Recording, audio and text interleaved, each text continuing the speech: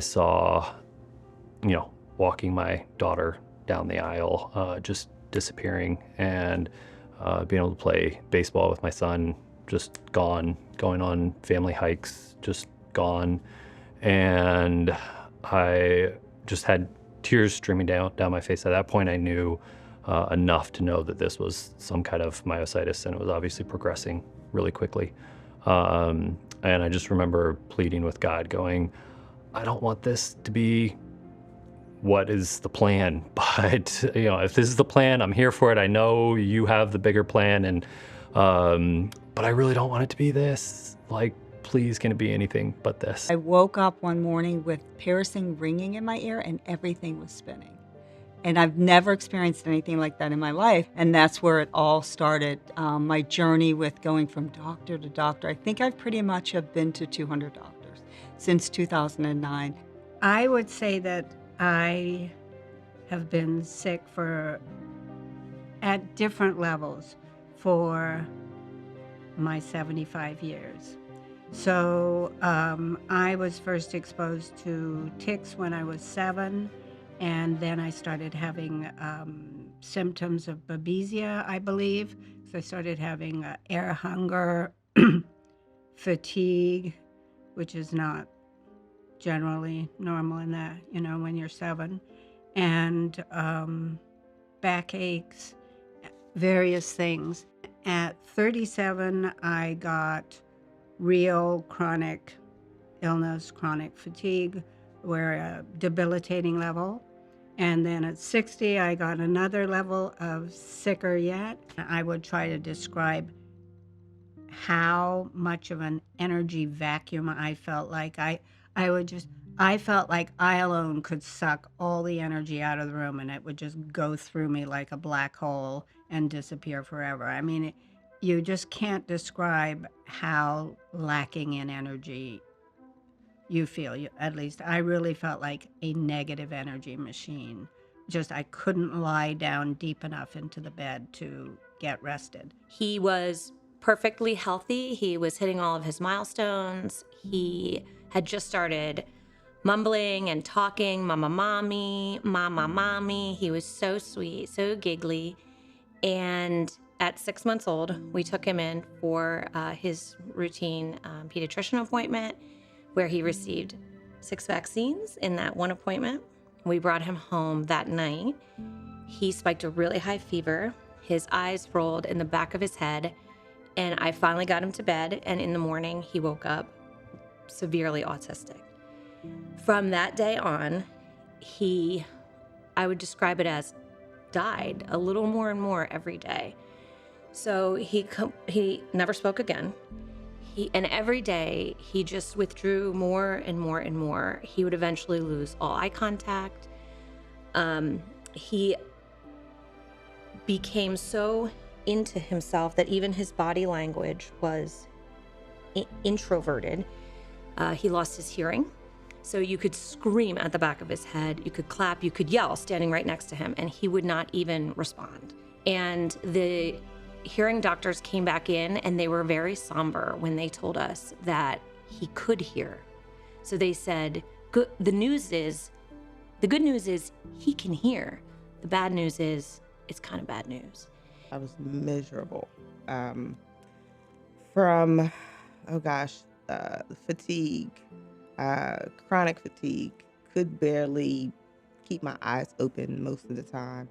I was constantly fighting some sort of infection, whether it was congestion, some sort of upper respiratory, some sort of illness.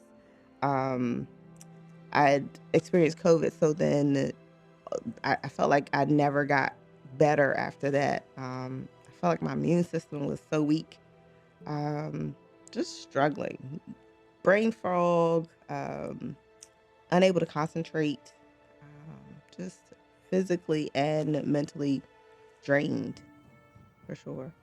So out comes Jack, and I said, Jack, I can't get up. So now he's a 13-year-old, he whatever. But anyway, he helps me up. So I got up so I could go into the house. And those are the kind of things that you take for granted that you can do these things, but when you're weak like that, you end up not being able to do them. And then you're just so thankful that you can. Like I say, take it for granted. I'm sitting outside on by the pool. I can't get up. What's wrong with you? You can't get up. I started getting a face rash, and it was inflammation. It looked sometimes like acne, but it would take over my entire face. And this was happening once a year. And I went to 11 different dermatologists, and every time they would not be able to recognize what it was, what was causing it. And reflecting back on it, I didn't notice that I was going deeper and deeper into a fog. My mom was the one who actually said, hey, like, your personality is changing. You are not the same. You are not the same person. You are not enjoying doing the same things. You have all these anxieties that you never used to have.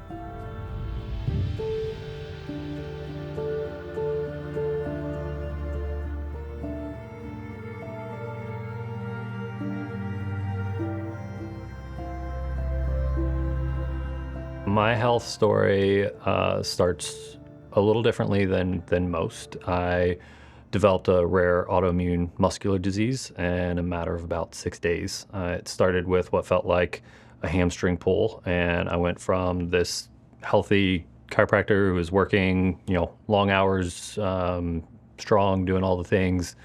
And I remember texting my brother and joking, being like, is this what mid-30s is like? You just, sleep weird and you wake up with a hamstring pull. And within a couple of days, it got significantly worse. I lost the ability to open up my food at work. I couldn't unbutton my shirt. When I couldn't walk downstairs, that was when I really realized something was majorly wrong. And fortunately, since I work in integrative medicine and had other practitioners at my office, I was able to get blood work relatively quickly. And I remember this was probably shortly after not being able to walk down the stairs.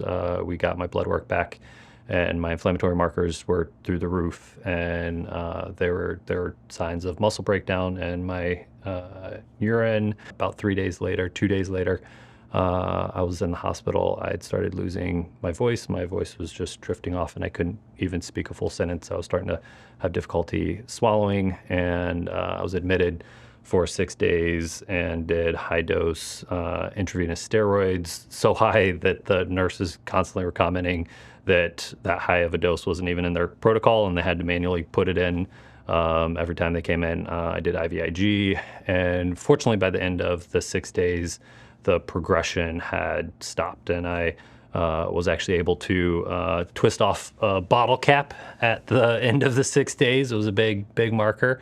And then I was released out into the world of trying to get in with specialists and get answers to what was going on. My neurologist thought it was some kind of autoimmune myositis, but we didn't have a definitive diagnosis. And so I saw specialists from Miami to University of Penn.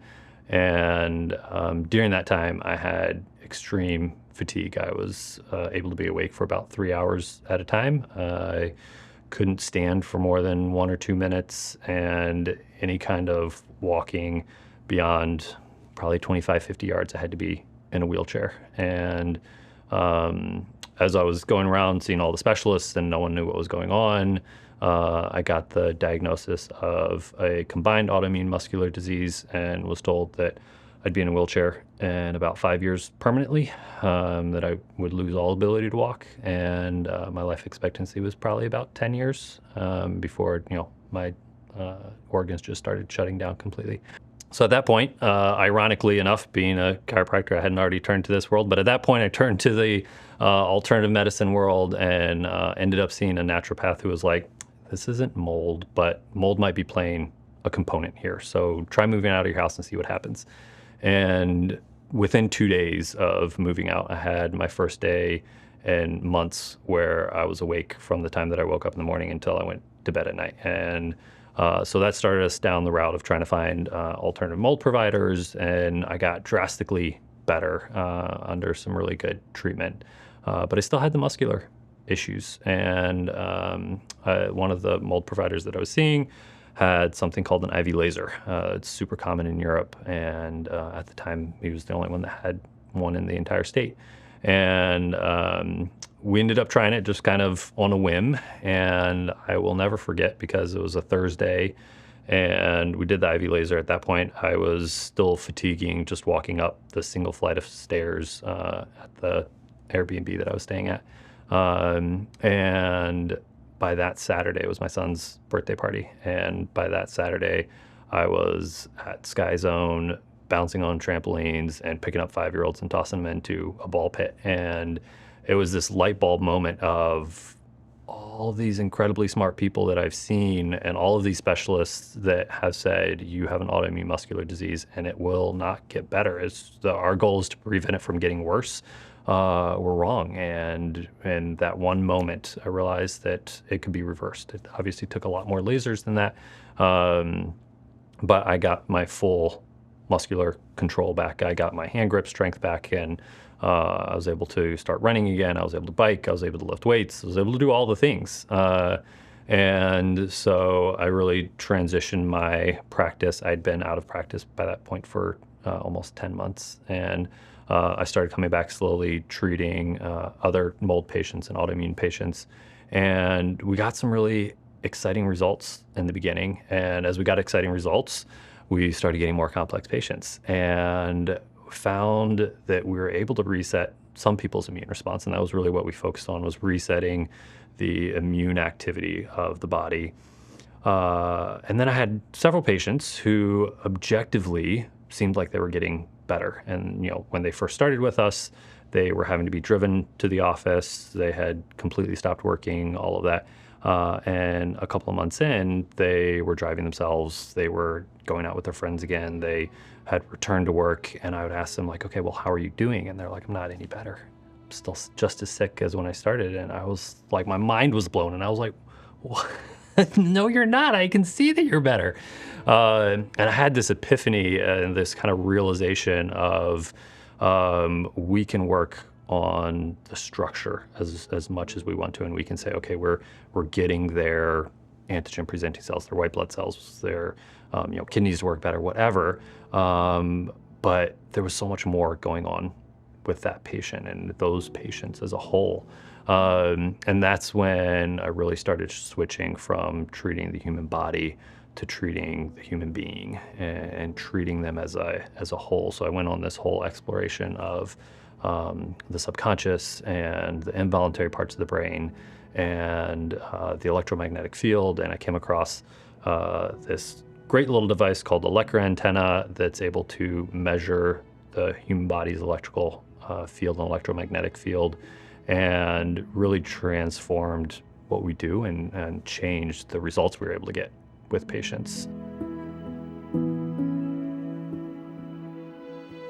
I did Western medicine, and I went to Mass General. I went to a Meniere's specialist, and the hardest thing for me was nobody knew what caused it. First they said I had lupus, then I had mixed connective tissue. So it was a lot of back and forth and nobody really knowing. In 2015, I went straight downhill. There were months I couldn't get off the floor because when I laid up in a bed, the vertigo was so severe. So I went to a holistic dentist and they did x-rays, scans. No, it's fine. I said, just pull the tooth. And he said it was the worst infected tooth he's ever seen.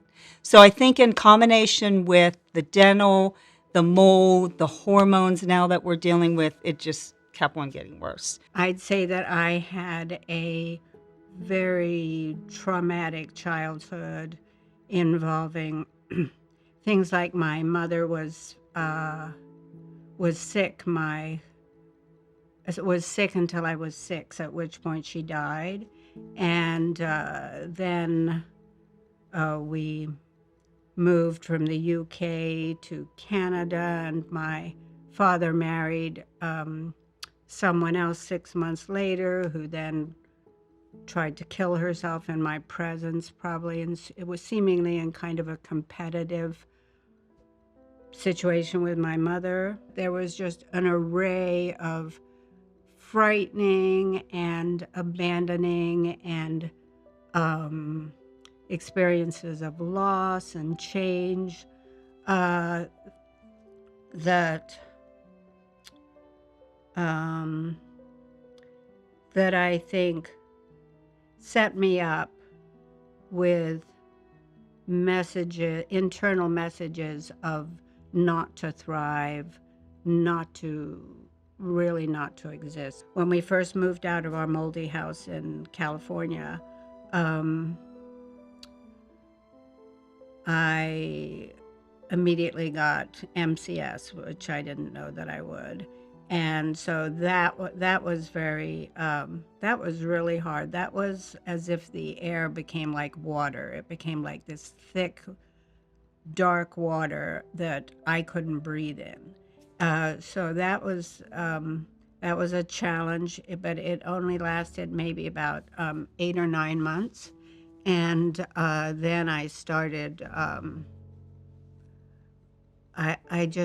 was just having unbelievable sweats in which my whole body would break out in a rash, and I would, when I started sweating bright turquoise, I did that for about 3 months. My hair turned turquoise. It was very odd. I went back to Western medicine, tried to get them to figure out what it was. They weren't interested. They really didn't have any answers. If I went because I had a sinus infection, I'd get a prescription.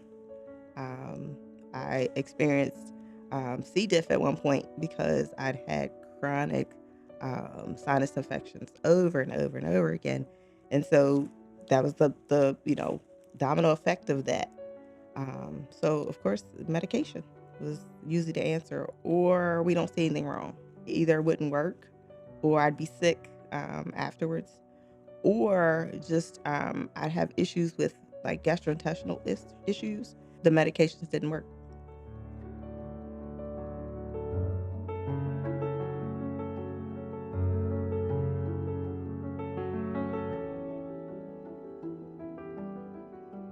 What we're able to do with the Lecker antenna is assess the person's electromagnetic field. We're looking at their very high frequency and their ultra high frequency waves coming off of the body. And we can balance them out and say, okay, here we are, we have a good electrical activity coming off of this person. The Lecker antenna is really nothing more than a fancy tuning fork. So just like you could hold up a tuning fork, you strike it, you hold up another one next to it, and that vibration through the sound waves will start to make the other tuning fork vibrate. Same thing with the electromagnetic field coming off of the body. It will make the tuning fork or the Lecker antenna start to oscillate and drop when we have that frequency there. So we're able to go, okay, we have a good activity of the body. Let's bring in a homeopathic vial. Let's bring in a vial that has the oscillatory frequency, the vibratory frequency of mold, of mycotoxins, of heavy metals, of Lyme, and see what that does to the body. And if it's something that's disrupting their brain, their immune system, their gut, whatever it is, that will cause a blockage in their body's ability to create this electromagnetic field because it blocks some level of the electrical activity. So we can do that and go, okay, this person is reactive to mold, mycotoxins, whatever.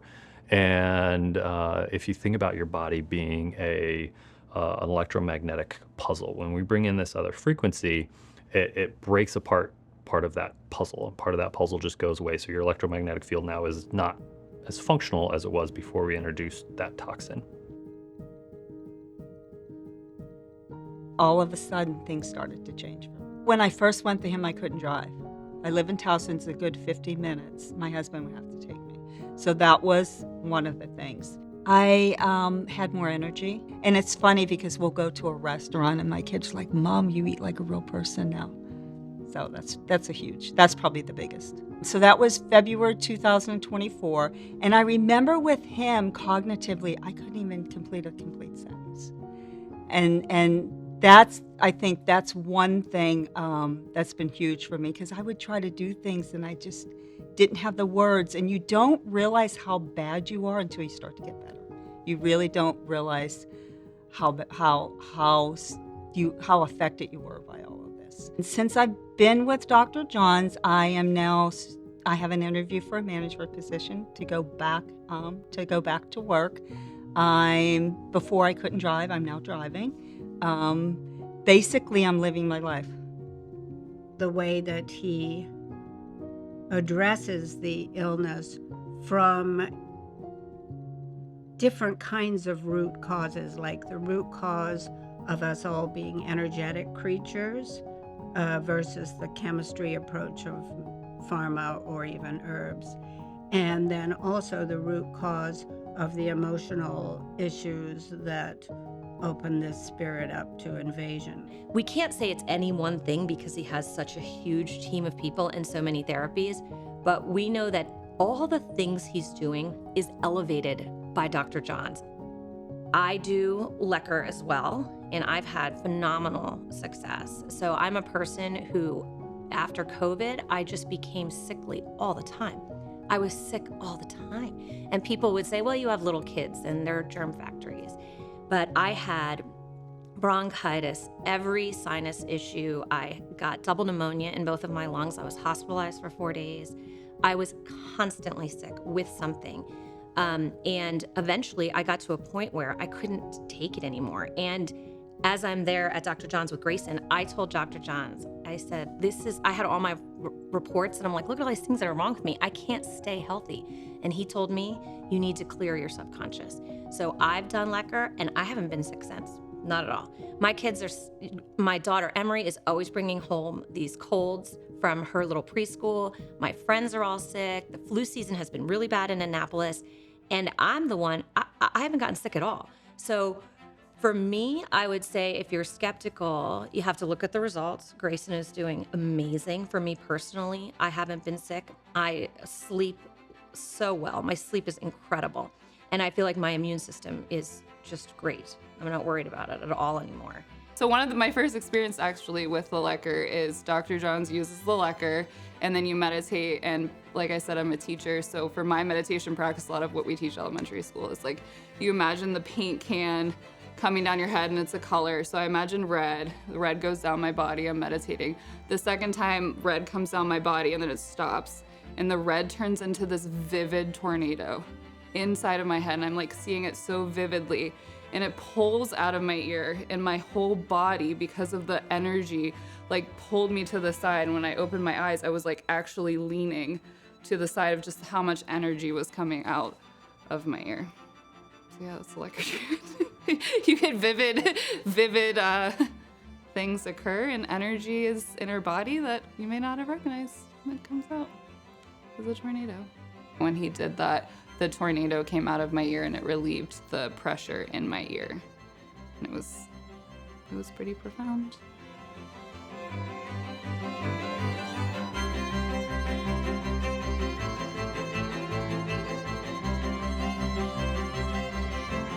A big part of what we do is meditation. We use a lot of different things to help people meditate. Meditation is a challenging skill to learn.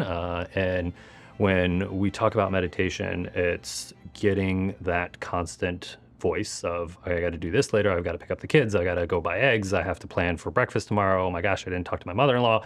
All those things. We want that to slow down because that is your conscious frontal lobe going da-da-da-da-da-da-da. If we can start to slow that down, and that's what meditation is slowing that down, to be present in the moment, that allows the subconscious, which is 95+% of the brain, is under involuntary control. Brains process 11 million bits of information every second. Of that 11 million, 40 of them are conscious thoughts and things we're aware of, and the rest are all completely processed involuntarily. So when we can get into that meditative state, it allows the brain to process through all of that information. And when we can do that directly after a treatment where we just showed the brain this blueprint of this is how you interact with the frequency of this toxin or this chemical or whatever, it allows for a massive change in the brain and the stress response. It allows that part of the brain to process through what we just did. And it can go, oh, I do know what to do. with mycotoxins or parasites or lead, and can start the processes in the body to actually clear out that toxin and start the healing process. And when we can do that, when we combine saying, okay, not only do we need to get the brain functioning, but here's this specific thing that's causing the problem, and the brain can go, oh, now I know how to fix that. Give me a minute. Let me figure this out. And we can get the person to a meditative state where they aren't self-sabotaging by trying to distract and think about all the other things in life. They can be present in the moment, and that allows for truly transformational healing. And that's what we see time and time again, where people with chronic Lyme, with mold toxicity, with chemical sensitivities, with mast cell activation, are able to return to living a normal life and having that experience of being able to eat the food, or going back into a moldy environment, or going somewhere and being like, oh, this is a moldy environment, but I'm not having symptoms. This is fantastic. Because now their body's able to go, we know what to do with mold in short bursts. We can't go live in it, but we know how to clear it out in a moldy bookstore. You're not gonna die. You're not gonna develop all these symptoms. You're gonna go into the moldy bookstore. You're gonna buy the book. You're not gonna buy the book, whatever. And you're gonna walk out, and the body's gonna go, okay, that wasn't a great environment. I wouldn't live in there, but I absolutely can thrive still the rest of my day. And that all comes from retraining the subconscious. I remember closing my eyes and seeing three bright yellow lights. And I could feel, I have my mom and dad both passed, and my brother, I could feel their presence. And it was mind-boggling. Then all of a sudden, my whole body started to shake. And I remember, because he'll come in after 30 minutes and check on you. I remember him saying to him, should we be concerned about? And he's so calm. He's like, no, it's fine. It's fine. Let's proceed. Let's go forward. And by the end of the appointment, I was fine. But that was mind-boggling, that I think for so long I held on. I never grieved the death of my parents, and my brother died very young, very tragic. And I don't think I ever grieved it. I just accepted it, and I never grieved it. And so that was a huge turning point for me. I'm 61. My brother died when I was 18. He was 22. It was a tragic, and I guess I just always thought I accepted it, but I guess I just held on to that. I was encouraging my body to do what it needed to do.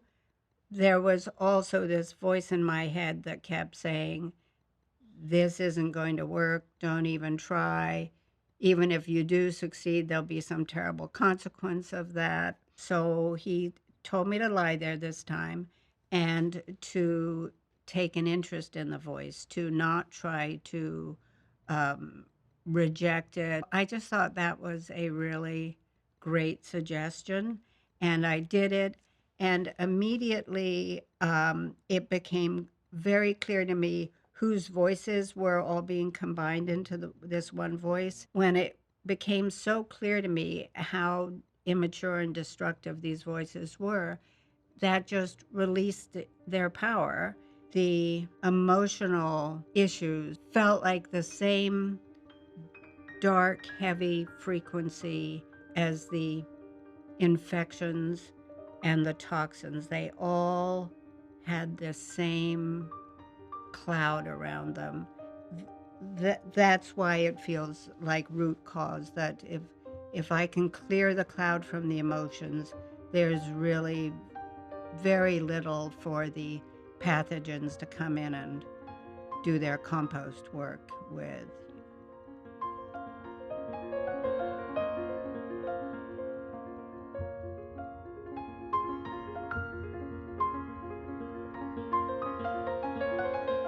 A lot of what we do is working through previous traumas, working through relationships with stress, because the research is very clear that stress in and of itself is not what causes the damage to the human body. It's the relationship with stress, which is why you can have somebody that works a very stressful job and be completely healthy, and you can have someone else that works that same job and drop dead of a heart attack at 50 years old.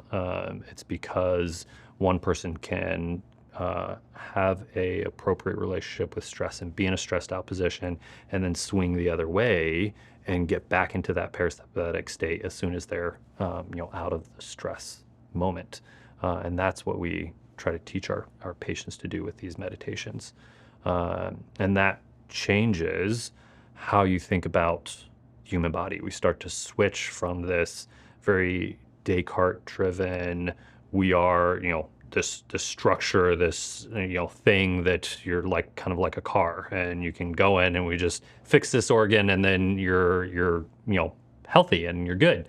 But we're not that. If we were that, every single person's treatment would look the same for every single disease. You would go in, you would fix the one cog that was wrong in the wheel, and everything would start to flow. And that's not the way the human body works. So recognizing that and saying, okay, I recognize we aren't just this physical form. We also have, our subconscious thoughts. We have our past. We have our traumas. We have all of this that's playing in to how that 95+% of the brain is interpreting the world. And until we can fix that, we can't really start to heal the body. But when we can start to process through those old traumas, when we can process through the sympathetic activity from an overstressed life, then we can really start to heal the organism as a whole. We can start to allow that electrical activity to function the way that it's supposed to. We can allow the heart to beat the way that it's supposed to with the correct electromagnetic field so that it can feed back to the brain and tell the brain, hey, everything's okay.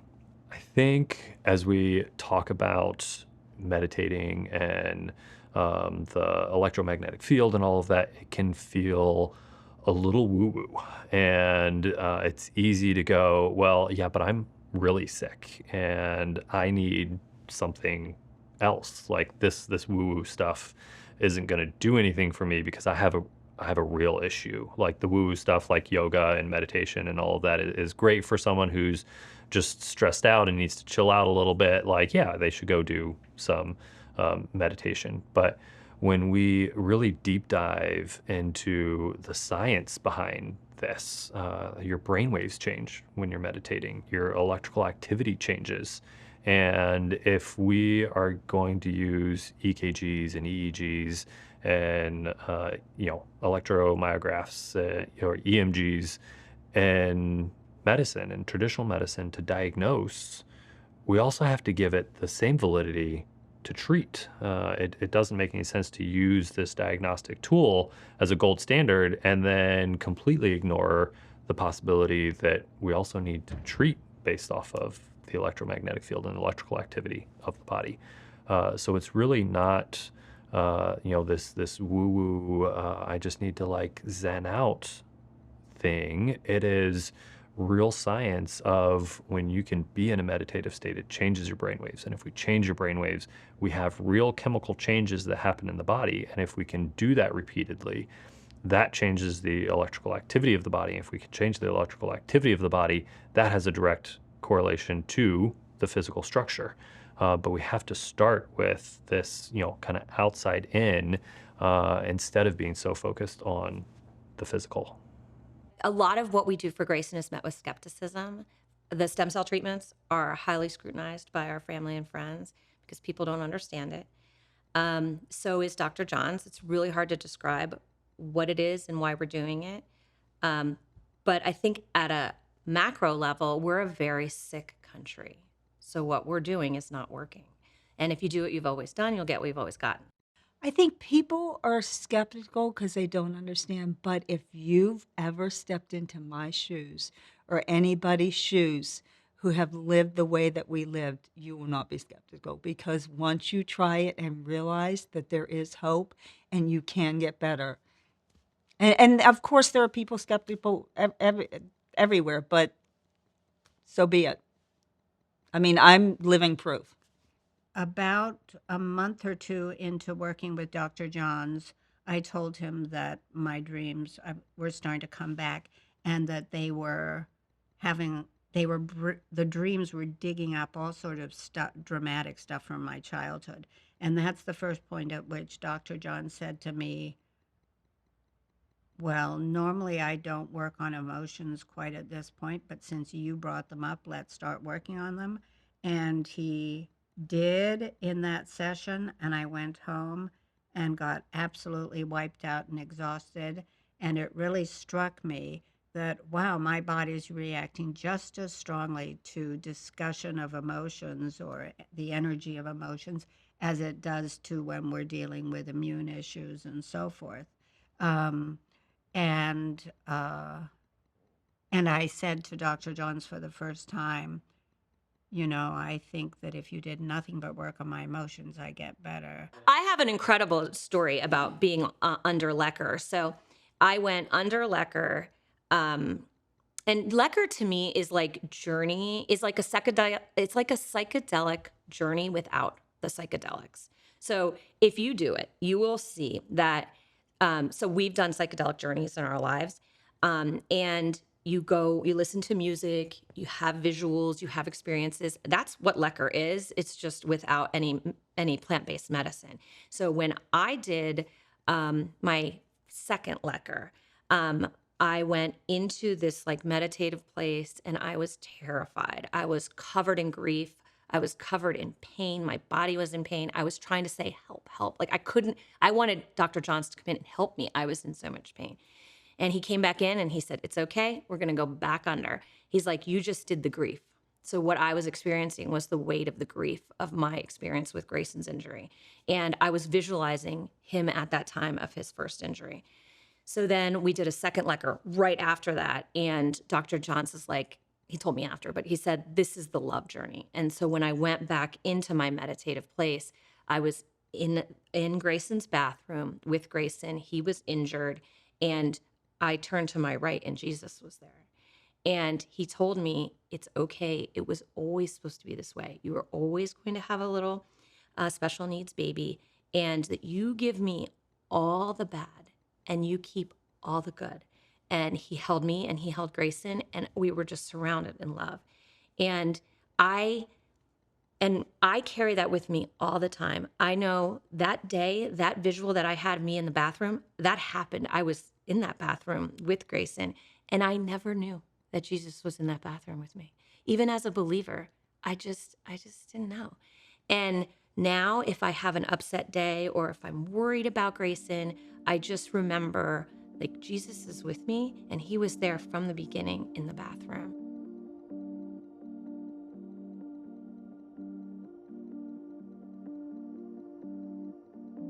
That signals back to the brain, hey, everything's okay. And if everything's okay and I'm safe, then I can focus on healing the body. If I'm not okay and if I'm not safe, I don't have time to spend on healing my liver or healing, the joint or whatever it is. I have to just stay alive. And we want to get you out of that place. And when we can, autoimmune diseases disappear. Chemical sensitivities disappear. Mast cell activation syndrome goes away. It's truly amazing. When you can embrace your body's ability to heal, it changes your perception of what you need to do. And it gets you out of that, medical turnstile of the next pill and the next symptom management, into going, oh, I can actually heal myself. I need to find someone who also believes that and who can help me. And here are the steps I need to take. And I probably need to address my stress. I need to address environment. I need to do all of these things. But if I do these and I remove these roadblocks, my brain and my body has this just built-in want to heal and to get better. And it changes you from, how am I going to manage my next symptom to how am I going to start healing? And when we can make that transition, it opens up a very different path forward for those who are dealing with complex chronic illnesses. And that is the beauty of all of this that I've learned, and that we're not subjects to these toxin-based illnesses and illnesses that we don't even know why they're happening, or haven't been able to figure out yet why they're happening. But when we can lean into that ability to heal and embrace that and start healing our mind, healing our body, you get to be one of those medical marvels and impossible stories. And that is truly exciting. And the Lecker is really what I think, in my opinion, helped me move along the quickest. And it was noticeable over Thanksgiving. Previously, I would go visit my in-laws, my family, and I would not be able to sleep. I would have air hunger, so I'd wake up in the middle of the night, like gasping for air, not being able to breathe. And knowing that this place was a moldy environment, there was a lot of water damage, mold, I knew that it was I had trouble being there. And after coming here for a few months, I was able to go back at Thanksgiving last week, and I was able to sleep through the night. I wasn't able to have the overwhelming smell of that mold. It was just a much better experience. When I'm struggling with the brain fog, I come in and it actually clears. Like it provides, it lifts it. I don't have any other better explanation other than the effect.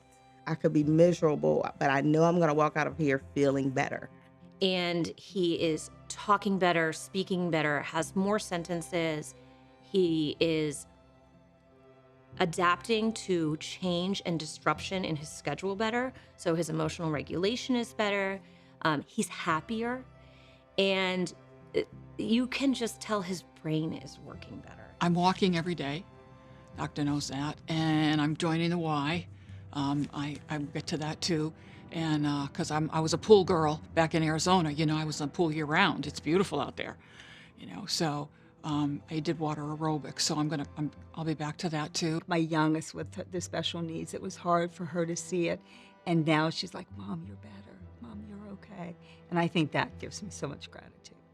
Just the fact that I am able to take her to her events. Before, I couldn't go to any of her sporting events.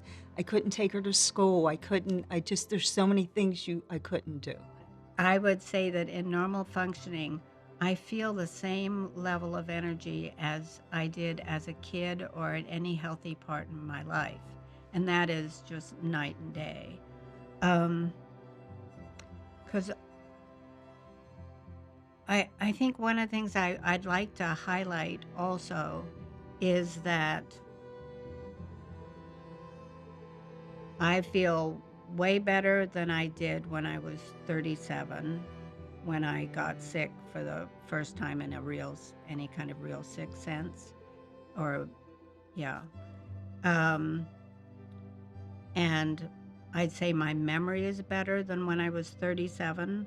I used to try to write down what had happened the weekend before during that period of my life so that I could fake being a normal person in conversation with other people.